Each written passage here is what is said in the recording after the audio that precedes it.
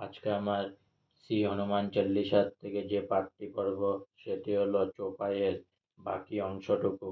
প্রভু চরিত্র শুনিবে কো রসিয়া, রাম লক্ষণ সীতা মন বসিয়া। বঙ্গানুবাদ। আপনি রঘুনাথ শ্রীরামচন্দ্রের পবিত্র গুণ গাথা কীর্তন শ্রবণ করেন ও মহানন্দ লাভ করেন। রঘুবর শ্রীরামচন্দ্র মা জানকী ও লক্ষণ আপনার হৃদয় মাঝে সদা বর্তমান। সূক্ষ্ম রূপ ধরি সিয়ই দেখাবা, বিকট রূপ ধরি লঙ্কা জড়াবা। বঙ্গানুবাদ। আপনি নিজের শক্তি এবং বুদ্ধি বলে অতি সূক্ষ্ম রূপ ধারণ করে মা জানকীকে দর্শন করলেন, আবার অতি ভয়ঙ্কর বিকট মূর্তি ধারণ করে স্বর্ণ লঙ্কা দগ্ধ করলেন। ভীম রূপ ধরি অসুর সংহারে রামচন্দ্রকে কাজ সবার। বঙ্গানুবাদ। আপনি অতি ভীষণ ভীম রূপ ধারণ করে অসুর কুল অর্থাৎ রক্ষকুল ধ্বংস করলেন। আপনি শ্রীরামচন্দ্রের উদ্দেশ্য সফল করতে সর্বপ্রকার বাধা অতিক্রম করে তার সর্বকাজে সাহায্য করলেন। লাই সঞ্জীবন লক্ষণ জিয়ায়ে শ্রী রঘুবীর হরষি উঠলায়। বঙ্গানুবাদ। আপনি গন্ধমাদন পর্বতে গিয়ে সঞ্জীবনী ওষুধ সংগ্রহ করে এনে লক্ষণের জীবন রক্ষা করলেন। রঘুবীর শ্রীরামচন্দ্র আপনার এই মহান কর্মে অত্যন্ত আনন্দিত হয়ে সব সময়ে আপনার হৃদয়ে অবস্থান করেন। রঘুপতি কিন্হি বহৎ বরাঙ্গ, তুম মম প্রিয় ভরতি সমভাই। বঙ্গানুবাদ। হে মহাবীর, আপনি শ্রীরামচন্দ্রর দ্বারা ভূয়সী প্রশংসা লাভ করলেন। শ্রীরামচন্দ্র বললেন, আপনি তার ভাই ভরতের সমতুল্য মহান ও ভক্তিভাজন।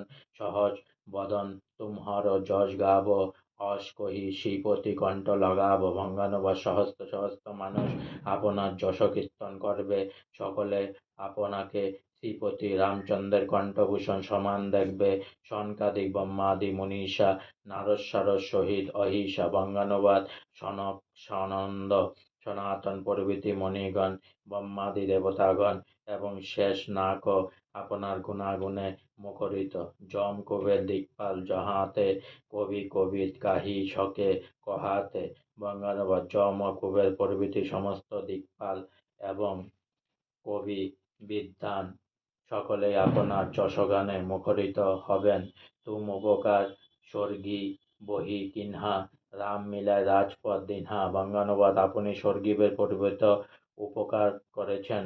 আপনার অসীম কৃপা বলে তিনিও শ্রীরামচন্দ্রের দর্শন পেয়েছেন এবং তার কৃপা বলে সগ্রীব রাজপথ লাভ করেছেন। তুমার মন্ত বিভীষণ মানা, লঙ্কেশ্বর ভদ্র সব জগ জানা। বঙ্গানুবাদ। আপনার পরামর্শে রাক্ষসের ভাই বিভীষণ ভগবান শ্রীরামচন্দ্রের চরণ দর্শন করতে পেরেছেন।